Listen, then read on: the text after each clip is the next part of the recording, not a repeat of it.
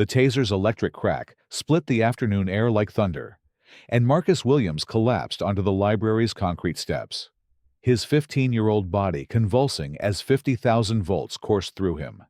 His hands, which moments before had been painting stories in the air through American Sign Language, now clenched in involuntary spasms against the cold pavement. Officer Bradley Morrison holstered his weapon with practiced efficiency, while his partner, Officer Janet Mills, advanced with zip-tie handcuffs, their boots crunching over the scattered pages of Marcus's homework that had fluttered from his backpack like wounded birds. "Stop resisting!" Mills shouted at the teenager, who couldn't hear her words, couldn't hear anything in this chaotic world that had suddenly turned violent without warning. Marcus's brown eyes, wide with terror and confusion, darted between the two officers as they forced his arms behind his back. Saliva mixed with blood from where he'd bitten his tongue during the electrical assault, creating a dark stain on his school jacket that read, "Jefferson High Debate Team," in fading gold letters. 30 minutes earlier, the same steps had been a sanctuary. Marcus had settled there after school with his geometry textbook spread across his lap, waiting for his mother to pick him up from her shift at the hospital. The autumn sun painted everything in warm amber, and the maple trees surrounding the Riverside Public Library whispered secrets in a language he couldn't hear but could feel through the vibrations in the concrete beneath him. He'd been reviewing theorems when his friend David Chen appeared, backpack slung over one shoulder, signing rapidly about their upcoming science project. "Did you finish the calculations for the bridge design?" David's hands moved in fluid motions, his expression animated as he described their engineering assignment. Marcus grinned and signed back, explaining how he'd discovered a more efficient truss pattern that could support twice the required weight while using fewer materials. Their conversation flowed like water. Two teenagers discussing dreams of becoming architects, of building structures that would outlast them, of creating something beautiful and functional in a world that often seemed broken. Sarah Martinez joined them 15 minutes later, her arrival announced by the gentle tap on Marcus's shoulder that was their friend group's customary greeting. She'd brought news about their debate team's upcoming competition, her hands dancing as she shared strategies and topic research.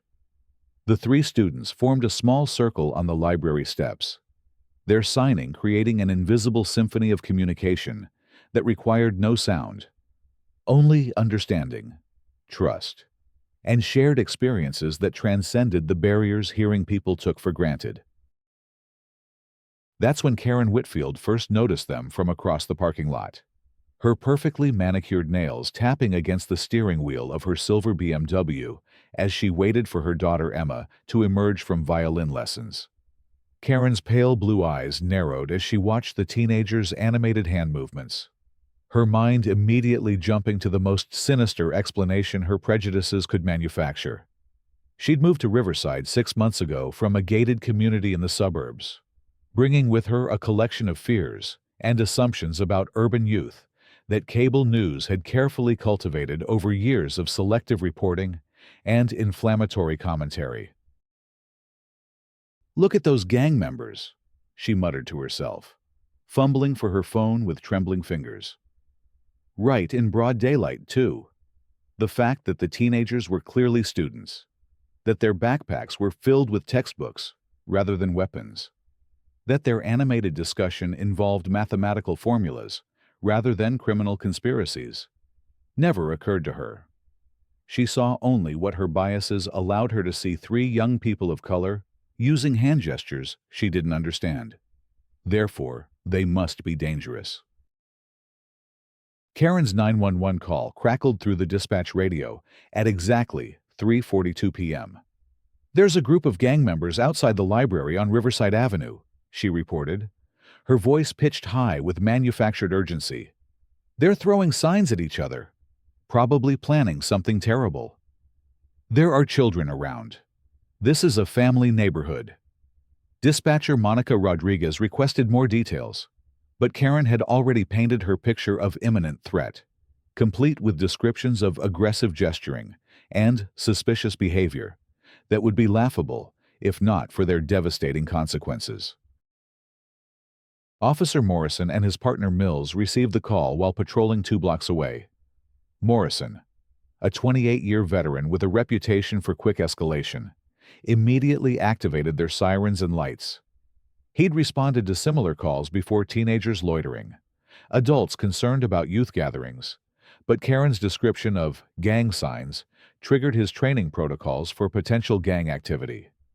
Mills, newer to the force, but eager to prove herself capable of handling dangerous situations, checked her equipment as they sped toward the library. The police cruiser's arrival shattered the peaceful afternoon like a stone through glass.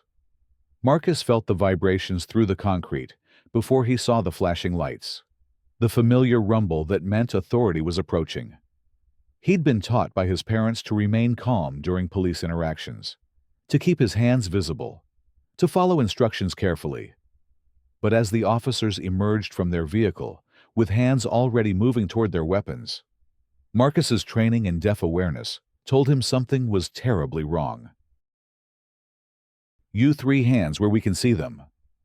Morrison's voice boomed across the parking lot, his right hand resting on his service weapon. David and Sarah immediately froze, their signing conversation cut short by the officer's aggressive tone. They raised their hands slowly, confusion and fear replacing the joy that had animated their faces moments before. But Marcus, focused on a particularly complex geometry problem, missed the officer's shouted command entirely. Sarah tried to sign to Marcus that police were approaching, but Morrison interpreted her hand movements as continued gang communication. "I said stop," he shouted, advancing rapidly across the pavement. "All of you, hands up now." The officer's voice carried the authority of someone accustomed to immediate compliance. But Marcus remained absorbed in his textbook, completely unaware that his life was about to change forever. Mills circled around to cut off any potential escape route, her training kicking in as she assessed what she perceived as a non-compliant suspect. "He's ignoring us," she called to her partner. "Definitely gang activity." The fact that Marcus was simply a student studying math problems never entered their tactical evaluation. They saw defiance where there was only deafness, threat where there was only textbooks. David tried desperately to bridge the communication gap, calling out to the officers while simultaneously attempting to get Marcus's attention. "Officers, please, he can't hear you. He's deaf." But his words were lost in the chaos of the moment, dismissed as another gang member trying to protect his associate. Morrison drew his taser, the distinctive yellow device catching the afternoon sunlight like a warning beacon that went unheeded. That's when Marcus finally looked up from his geometry homework, his brown eyes meeting Morrison's aggressive stance with nothing but innocent confusion. He began to sign a question to David, probably asking what was happening, but his hand movements sealed his fate in Morrison's mind. The officer later claimed he saw aggressive gesturing that appeared to be gang signs directed at other suspects in what appeared to be coordination of resistance against lawful police orders. The taser deployment happened with terrifying speed. One moment, Marcus was asking his friend about the commotion, and the next, he was writhing on the concrete, every muscle in his body betraying him as electricity rewired his nervous system. The sound David and Sarah would remember for years wasn't Marcus's scream. He made no sound as he fell, but the sickening thud of his head hitting the library steps, the scatter of pencils and papers, and the harsh electronic beeping of the taser cycling down. "He's having a seizure," Sarah screamed, her own hands shaking as she watched her friend convulse on the ground. But the officers interpreted Marcus's involuntary muscle contractions as continued resistance, leading to the deployment of zip-tie handcuffs and additional force that would leave bruises on his wrists for weeks. The geometry textbook lay open beside him, its pages fluttering in the breeze like the wings of a dying butterfly. Karen watched the entire scene unfold from her BMW. Her initial satisfaction at seeing gang members arrested quickly, curdling into something more complex as she observed the aftermath. The teenage boy looked younger than she'd first thought, and his school backpack spilled academic materials rather than drug paraphernalia or weapons. But she'd already committed to her story, already painted herself as the concerned citizen protecting her community from dangerous elements. Mrs. Elena Rodriguez, the head librarian, rushed outside as soon as she heard the commotion. A fluent ASL interpreter who had worked closely with Marcus on his research projects for the past 2 years. She immediately recognized the catastrophic misunderstanding unfolding before her. "Stop! Please stop!" she called to the officers. "That boy is deaf. He's one of our regular students. He can't hear your commands." But Morrison and Mills were already committed to their arrest narrative. Marcus was handcuffed, bloodied, and terrified, still unable to understand why his peaceful afternoon had exploded into violence. Mrs. Rodriguez knelt beside him, her hands moving in calm, measured signs to explain what had happened, to reassure him that help was coming, to bridge the communication gap that should never have existed in the first place. "Officers, this is Marcus Williams," Mrs. Rodriguez said, her voice steady despite her racing heart. "He's 15 years old, deaf since birth, and one of our brightest students. He was studying for a geometry test, not throwing gang signs. Those are his friends David and Sarah. They're all in the Honor Society together." She produced her library ID and pointed to Marcus's student identification, still visible in his open backpack.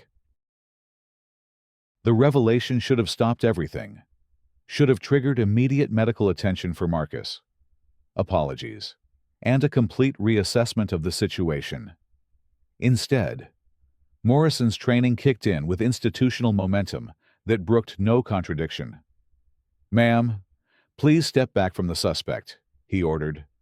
"We'll sort this out at the station. If he's innocent, he'll be released after processing." Processing. The word hung in the air like a death sentence. Marcus, who had never been in trouble beyond a single detention for arriving late to chemistry class, was about to enter the juvenile justice system for the crime of being deaf in public. His hands, still zip-tied behind his back, tried futilely to form the signs that might explain his innocence. But communication requires 2 willing participants, and the officers had already decided what story they wanted to hear. 23-year-old journalism student Isabella Martinez happened to be in the library's computer lab when the incident began, working on a story about accessibility issues in public spaces. The bitter irony wasn't lost on her as she witnessed a deaf teenager being brutalized for the crime of using sign language in front of a building specifically designed to serve all community members equally. Her phone camera began recording just as Marcus hit the pavement.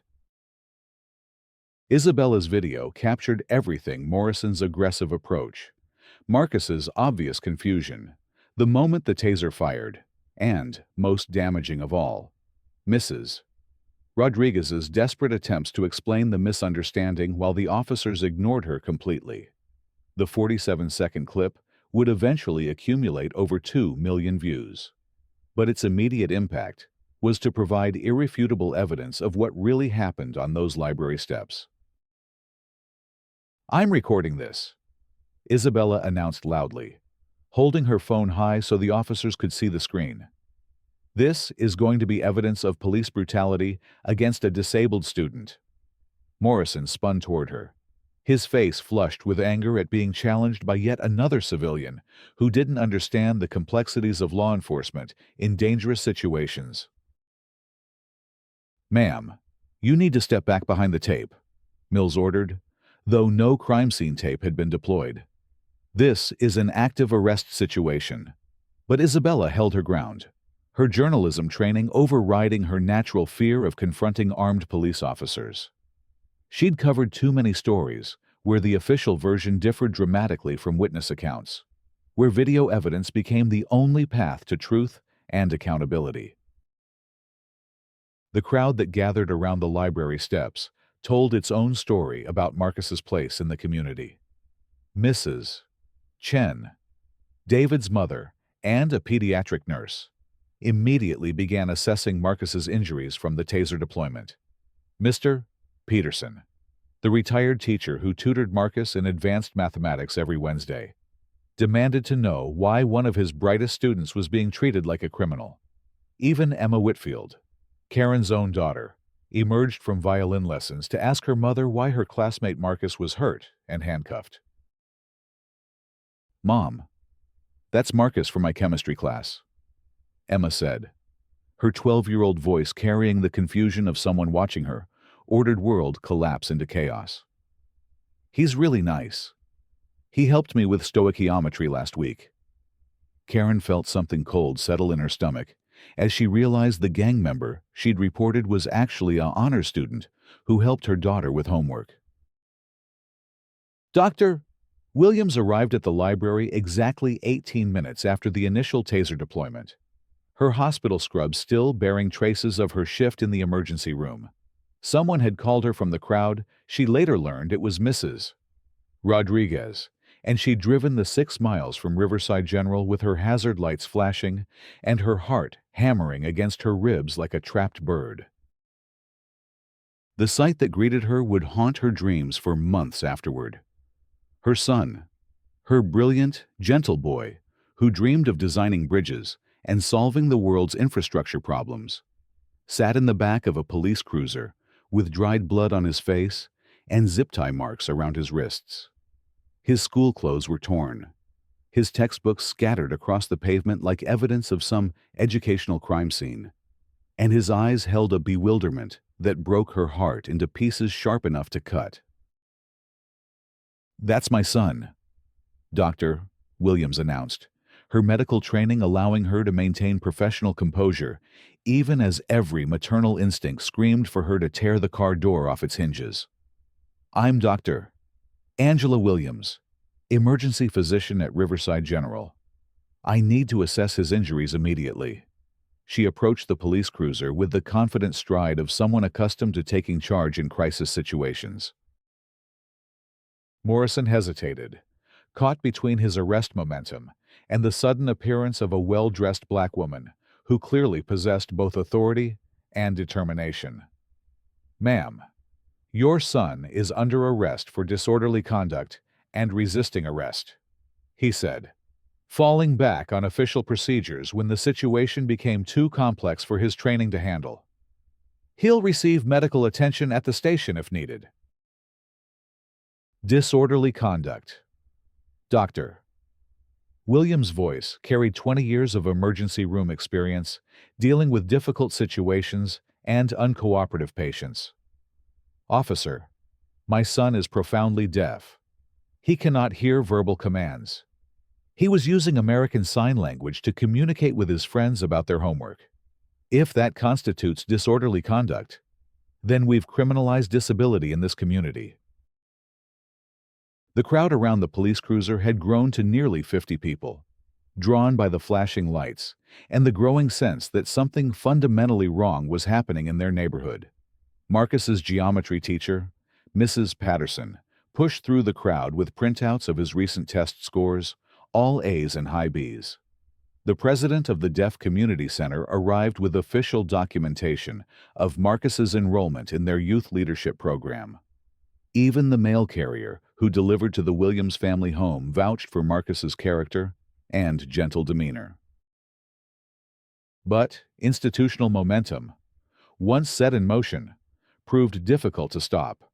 Morrison and Mills had committed to their narrative of gang activity and resisting arrest, and admitting error would require a level of self-reflection that their training actively discouraged. Marcus remained in custody, while the evidence of his innocence mounted around him like snow in an unexpected spring storm. The breaking point came when Mrs. Elena Rodriguez approached the police cruiser with Marcus's library records printed on official letterhead. Officers, this young man has checked out over 400 books in the past 2 years, she said, her voice steady, but her hands shaking with suppressed emotion. He's working on an independent study project about sustainable bridge design in earthquake-prone areas. Last week, he presented a 40-minute research proposal to our teen advisory board entirely in sign language. I personally interpreted for him. She held up Marcus's latest library card, laminated and proudly displaying his honor roll status and volunteer hours. He tutors younger students in mathematics every Saturday morning. He's organized 3 fundraisers for the Deaf Community Center. He's never received so much as a parking ticket, much less been involved in gang activity. This arrest is based on nothing more than a fundamental misunderstanding of sign language communication. Mills seemed to waver for the first time, her certainty eroded by the mounting evidence that they'd made a catastrophic error. But Morrison, perhaps sensing that admitting mistake would invite lawsuits and disciplinary action, doubled down on his original assessment. Gang members often maintain cover identities as students, he said. Good grades don't negate criminal behavior. We responded to reports of gang signs and found exactly that. It was Isabella's video, uploaded to social media in real time, that finally shifted the balance of power. Within 2 hours of the incident, the footage had been shared across Twitter, Facebook, and Instagram, accompanied by hashtags like Justice for Marcus and Josh Deaf Rights. The deaf community, both local and national, mobilized with the swift efficiency of a group that had faced discrimination and misunderstanding their entire lives. Dr. Sarah Chen, a prominent deaf rights attorney from the state capitol, called Mayor Thompson's office at 6:47 p.m., demanding Marcus's immediate release and a full investigation into the incident. The American Civil Liberties Union issued a statement condemning the arrest as discriminatory. The National Association of the Deaf dispatched representatives to Riverside to monitor the situation and ensure Marcus received proper advocacy. But the most powerful response came from within the community itself. By 7 o'clock that evening, nearly 300 people had gathered outside the police station where Marcus was being held. They carried signs reading, "Deaf rights are human rights," and "Sign language is not gang activity." Many were deaf themselves, their silent protest creating a powerful visual statement about the community's determination to protect their children from prejudice and misunderstanding. Marcus was finally released at 9:23 p.m., after 6 hours in custody for the crime of being deaf in public. He emerged from the police station with his mother's arm around his shoulders, his school clothes wrinkled and bloodstained, his eyes holding a wariness that hadn't been there that morning. The crowd greeted him with applause and raised hands, the deaf community's equivalent of cheering, but Marcus seemed smaller somehow, diminished by his first encounter with a system that saw his disability as defiance. The drive home was silent. Dr. Williams navigating through neighborhoods she'd lived in for 8 years, but which now felt foreign and hostile. Marcus stared out the passenger window at the familiar streets, his hands occasionally forming small signs that his mother couldn't see in the darkness. When they pulled into their driveway, he finally looked at her with an expression that broke her heart all over again. "Am I safe here?" "Mom," he signed, his movement small and uncertain. "Are we safe here?" The questions hung in the air between them like accusations against a community that had failed to protect its most vulnerable members, that had allowed prejudice and ignorance to masquerade as public safety. Dr. Williams held her son close on their front porch, feeling his heart beat against her chest like a frightened bird. She didn't have good answers for his questions because she was asking them herself. How could she promise him safety in a world that saw sign language as gang activity? How could she rebuild his trust in institutions designed to protect and serve when those same institutions had brutalized him for the crime of being different? The next morning brought a media firestorm that would transform a local incident into a national conversation about disability rights, police training, and systemic discrimination. Isabella's video had been picked up by major news networks, and reporters began arriving in Riverside before dawn, setting up cameras outside the library, the police station, and even the Williams family home. Karen Whitfield woke up to find her 911 call transcript posted on social media, complete with audio recordings that revealed the baseless nature of her gang activity claims. Her neighbors, many of whom had children in school with Marcus, began to understand her role in the previous day's events. The protective bubble of anonymity that allowed her to make false reports without consequences had burst, exposing her to the same scrutiny she'd directed at an innocent teenager. "I was just trying to protect my daughter and other children in the neighborhood," Karen told Channel 7 News when they cornered her outside her subdivision. "How was I supposed to know they were just talking? Those hand movements looked aggressive to me." Her defense rang hollow in light of Marcus's obvious innocence, and social media users began digging into her background, revealing a pattern of complaints against neighbors and community members she deemed undesirable. The police department's initial response followed predictable patterns of damage control and deflection. Chief Robert Harrison held a press conference emphasizing officer safety and the challenges of split-second decision-making in potentially dangerous situations. "Our officers responded to reports of gang activity with appropriate caution," he said. "When suspects failed to comply with lawful orders, they used necessary force to maintain public safety." But the video evidence made his defense untenable. Isabella's footage clearly showed Marcus engaged in normal conversation with his friends, his body language relaxed and non-threatening. It captured the officers' aggressive approach, their failure to assess the situation properly, and their dismissal of multiple attempts by community members to explain the misunderstanding. Most damaging of all, it recorded Mrs. Rodriguez's desperate efforts to intervene being ignored by officers committed to their initial narrative.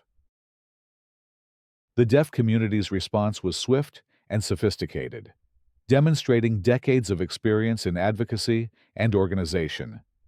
Dr. Martinez, president of the National Deaf Education Coalition, arrived in Riverside with a team of interpreters, attorneys, and media specialists. They established a command center at the community center, coordinating legal support for Marcus and his family, while simultaneously launching a broader campaign for police disability training. "This isn't just about one teenager or one incident," Dr. Martinez explained to reporters through her interpreter. "This is about a system that criminalizes disability, that sees difference as defiance, that treats sign language as suspicious activity. Marcus Williams could be any deaf child in America, and until we address these systemic issues, it will happen again." The legal ramifications began unfolding within days of the incident. Civil rights attorney David Goldberg, representing the Williams family, filed federal civil rights violations against the city, the police department, and both officers involved in Marcus's arrest. The complaint detailed not only the immediate incident, but a pattern of inadequate training and discriminatory policies that created the conditions for such abuse. Simultaneously, the district attorney's office launched a criminal investigation into Karen Whitfield's false reporting. Her 911 call, when analyzed against the video evidence and witness testimony, revealed clear fabrication of gang activity and deliberate misrepresentation of harmless behavior as criminal conduct. The investigation would eventually uncover a history of similar calls, targeting families and individuals she considered undesirable in her neighborhood. Marcus returned to school after a week of medical leave. His physical injuries healed, but his emotional scars still raw and tender. His friends David and Sarah flanked him as he walked through hallways where students stared with mixture of sympathy and curiosity.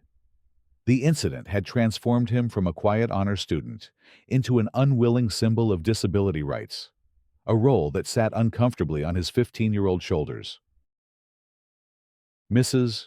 Patterson, his geometry teacher, had rearranged her classroom to better accommodate deaf students, installing visual alert systems and positioning desks to facilitate sign language communication. But Marcus struggled to concentrate on theorems and proofs when his trust in the adult world had been so thoroughly shattered. His grades, previously stellar, began to slip as he grappled with trauma no teenager should have to process. The community rallied around the Williams family with typical small-town determination. But the support came with its own complications. Neighbors who had barely acknowledged Marcus before his arrest suddenly wanted to be allies. Their newfound advocacy, carrying undertones of guilt and performative allyship that felt almost as isolating as the original discrimination.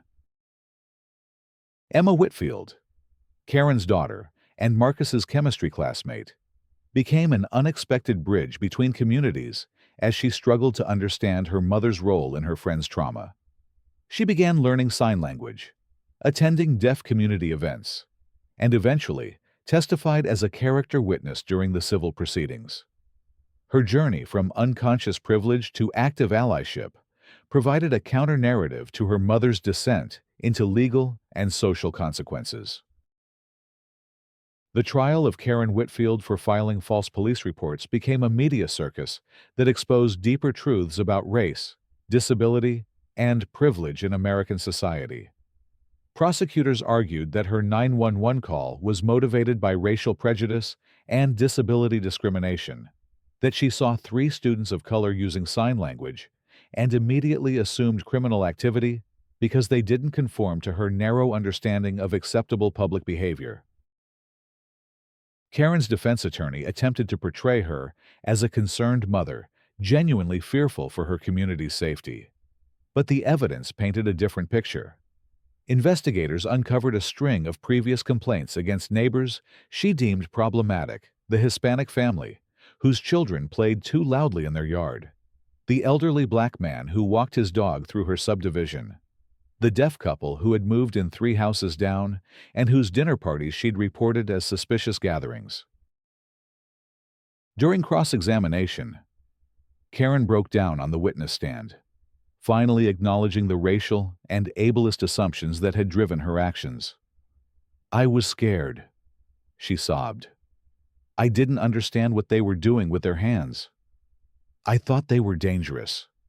Her tears, while genuine, couldn't undo the damage her prejudices had inflicted on an innocent teenager and his family. The police misconduct trial proved more complex, exposing institutional failures that extended far beyond individual officer behavior. Evidence revealed that Morrison and Mills had received minimal training in disability awareness, that the department's policies contained no protocols for interacting with deaf citizens, and that their supervisors had actively discouraged community engagement that might have prevented such misunderstandings. Expert witness Dr. Rebecca Foster, a specialist in police community relations and disability advocacy, testified about the systemic nature of the problem. Officers Morrison and Mills didn't wake up that morning planning to brutalize a deaf teenager, she explained to the jury. But they were products of a training system that emphasizes control over communication, that sees non-compliance as resistance, regardless of underlying causes, that fails to equip officers with basic knowledge about disability communities. The defense strategy focused on officer safety and split-second decision-making under pressure, arguing that Morrison and Mills had responded appropriately to reports of gang activity and apparent non-compliance with lawful orders. But the video evidence, combined with extensive testimony about Marcus's character and the obvious nature of sign language communication, made their position increasingly untenable as the trial progressed. Marcus himself testified through an interpreter, his composed demeanor belying the trauma he'd endured. He described his love of mathematics and architecture, his dreams of designing earthquake-resistant bridges for communities in need, his participation in deaf youth leadership programs. When asked about the impact of his arrest, his hands moved slowly, deliberately, as he explained how the incident had shattered his sense of safety and belonging in his own community. "I used to think that if you worked hard, followed the rules, and treated people with respect, you would be safe," he signed, his words interpreted for the courtroom. "I learned that day that none of that matters if people can't see past their assumptions about who you are and what you represent. I learned that my hands, which I use to communicate, to learn, to express my thoughts and dreams, are seen as weapons by people who choose not to understand." The jury deliberations lasted 3 days for the civil rights case and 2 days for Karen's criminal trial.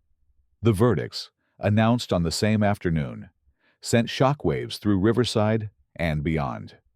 Karen was found guilty of filing false police reports and sentenced to 6 months in jail, 2 years probation, and 500 hours of community service specifically focused on disability, advocacy, and education.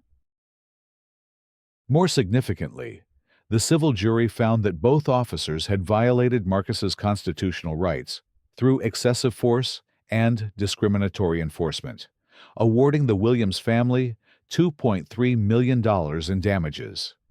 But the monetary verdict was less important than the judge's injunctive relief, which mandated comprehensive police training on disability awareness, sign language basics, and de-escalation techniques specifically designed for interactions with deaf citizens. The institutional changes that followed Marcus's case transformed not just Riverside's police department, but served as a model for departments nationwide. The court-ordered training program, developed in partnership with the deaf community and civil rights organizations, became the gold standard for disability-aware law enforcement practices. Officer Morrison retired from the force rather than undergo the required sensitivity training. His pension reduced due to his misconduct finding. Mills, younger and more adaptable, embraced the educational opportunity and eventually became one of the department's most effective community liaisons. Fluent in basic sign language and passionate about building bridges between law enforcement and disability communities. Chief Harrison, initially resistant to reforms, found himself impressed by the program's effectiveness in reducing complaints and improving community relations.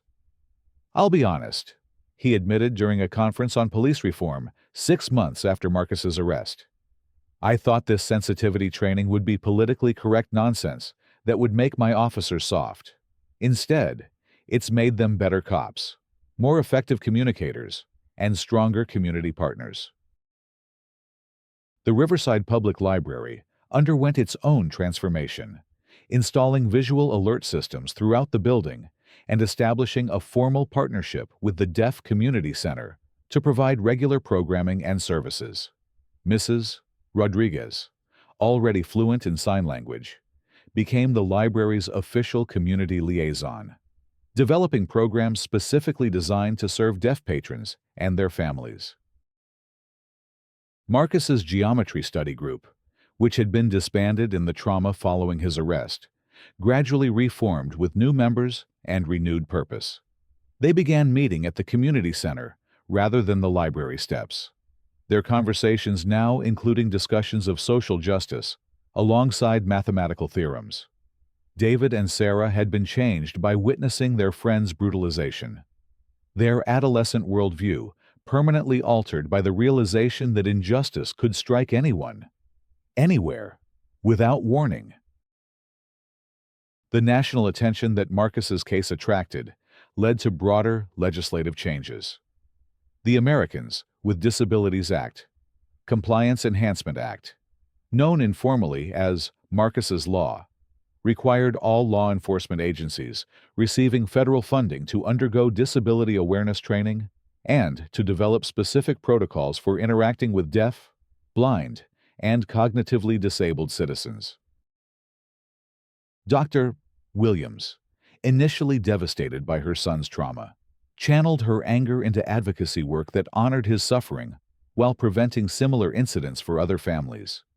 She joined the board of the National Deaf Education Coalition, testified before Congress about police brutality against disabled citizens, and helped develop the medical protocols now standard in emergency departments for treating deaf patients who had experienced law enforcement trauma.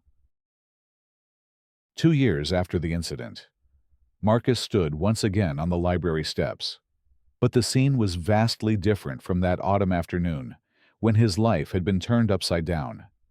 He was delivering a speech at the dedication of the Marcus Williams Memorial Garden, a space created to honor his resilience and to serve as a reminder of the importance of understanding and communication in building strong communities. His hands moved with confidence as he addressed the crowd of several hundred people. His signs interpreted simultaneously into English and Spanish to serve Riverside's diverse population. He spoke about bridges, not just the engineering marvels he still dreamed of designing, but the metaphorical structures that connect communities separated by difference, fear, and misunderstanding. A bridge is only as strong as its foundation, he signed, his words carrying across the hushed crowd. Our community's foundation was cracked by prejudice and ignorance, but we have rebuilt it stronger than before. We have learned that true safety doesn't come from suspicion and separation, but from understanding and inclusion. We have learned that different doesn't mean dangerous, that disability doesn't mean inability, that communication takes many forms, but respect is universal. Karen Whitfield, completing her community service hours by helping to maintain the memorial garden, watched from the back of the crowd. Her life had been forever changed by that afternoon, when her prejudices and assumptions had nearly destroyed an innocent family. She'd lost friends, faced public humiliation, and served jail time. But she'd also gained something unexpected: education, empathy, and a hard-won understanding of the damage that unchecked bias could inflict. During her community service at the Deaf Community Center, Karen had learned basic sign language and had come to know many families within the deaf community. She couldn't undo the harm she'd caused Marcus and his family, but she was working to ensure that her mistake would serve as a learning opportunity for others who might be tempted to see difference as danger. Emma Whitfield, now 14 and fluent in American Sign Language, served as Marcus's official interpreter for several community events. Their friendship, a powerful symbol of redemption and growth. Her journey from unconscious bias to active allyship demonstrated that change was possible, that education could triumph over ignorance, that the next generation could learn from their parents' mistakes. Officer Mills, now a sergeant and the department's lead trainer for disability awareness, attended Marcus's speech with a mixture of pride and residual shame. She'd become one of the deaf community's strongest allies within law enforcement, but she would never forget her role in traumatizing an innocent teenager. Her experience had taught her that good intentions weren't enough, that professional training must include cultural competency and disability awareness if officers were truly going to protect and serve all citizens. The Memorial Garden itself was designed with accessibility in mind, featuring tactile paths for blind visitors, visual elements for deaf guests, and quiet spaces for individuals with sensory processing differences. Marcus had contributed to the design process, his architectural interests finding expression in a space that embodied universal design principles and welcomed all community members regardless of ability or disability. As Marcus concluded his remarks and the crowd began to disperse, Mrs. Rodriguez approached him with a familiar smile. "Your bridge design project is due next week," she signed playfully, reminding him that despite his newfound role as a community advocate, he was still a teenager with homework responsibilities. Marcus grinned back, his academic ambitions undimmed by the trauma he'd endured. Dr. Williams watched her son interact with community members, signing animatedly with friends, and patiently answering questions from hearing individuals interested in learning more about deaf culture. The confident young man before her bore little resemblance to the traumatized 15-year-old who had asked if they were safe in their own neighborhood. Marcus had not only survived his encounter with institutional bias, but had transformed it into a catalyst for positive change. The afternoon sun painted the memorial garden in warm, amber light, much like the day 2 years earlier when Marcus had settled on the library steps to study geometry. But now, those same steps served as the entrance to a space dedicated to understanding, inclusion, and the radical idea that a community's strength lay not in uniformity, but in its ability to embrace and protect all its members. As families began heading home, children signing to their parents and teenagers texting on phones with automatic captioning enabled, it was clear that Riverside had become something more than it had been before. It had become a community that understood the difference between safety and suspicion, between protection and prejudice, between serving some citizens and serving all citizens equally. Marcus packed his backpack with the same care he'd shown that autumn afternoon 2 years earlier. But now his books were accompanied by letters from engineering schools interested in his bridge designs, invitations to speak at conferences about disability rights, and thank you notes from deaf students in other communities who had benefited from the training programs his case had inspired. The last person to leave the memorial garden was Isabella Martinez, now a full-time journalist whose coverage of Marcus's case had launched her career in investigative reporting. She stood alone among the flowers and benches, reflecting on how a 47-second video had catalyzed changes that would protect countless individuals from experiencing Marcus's trauma. Her phone buzzed with a text message from her editor about another story, another potential injustice that needed investigation and exposure.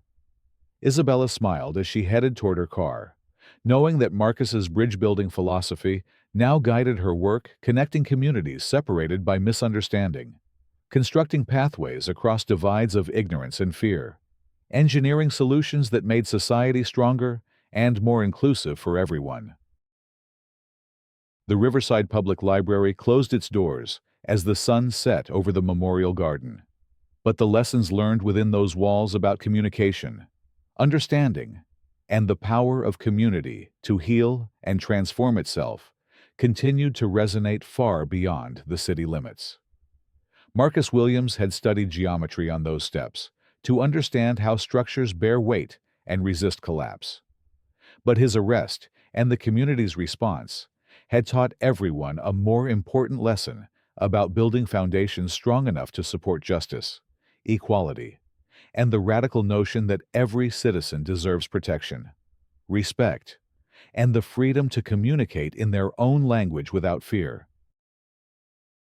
That evening, as Marcus sat at his desk, working on calculus problems and bridge designs for his senior project, his bedroom walls were covered not with posters of sports figures or musicians, but with architectural drawings, disability rights legislation summaries, and photographs from community events where hearing and deaf families celebrated together. His trauma had been real and lasting, but it had also revealed reservoirs of strength and purpose he never knew he possessed. The mathematical formulas that had once been pure academic exercises now carried deeper meaning as Marcus understood their application to social engineering as well as structural design. Building bridges required understanding load distribution, stress analysis, and material properties. But building communities required even more complex calculations involving trust, empathy, education, and the patient work of transforming fear into understanding. Outside his window, Riverside settled into evening quiet, but it was a different kind of silence than the one that had existed before his arrest. It was the peaceful quiet of a community that had faced its prejudices and emerged stronger, that had learned to see difference as strength rather than threat, that had discovered safety in inclusion rather than exclusion. The town's transformation hadn't been easy or complete, but it had been real and lasting, built on the foundation of one teenager's courage and a community's willingness to confront its own limitations. Marcus saved his calculus homework and opened his college application essays, ready to write about dreams that extended far beyond personal achievement to encompass community transformation and social justice. His hands moved across the keyboard with the same fluid grace they showed when forming sign language, creating bridges between ideas and experiences, between past trauma and future hope, between the world as it was and the world as it could be. The Memorial Garden's flowers would bloom again next spring, tended by volunteers who understood that growth required both careful nurturing and the courage to let roots spread deep into soil that had once seemed too damaged to support new life. But healing had taken hold in Riverside, and with it, the promise that no child would again face brutalization for the crime of communicating in their native language, that no family would again watch their loved one punished for existing while different in a world that had finally learned the difference between danger and diversity.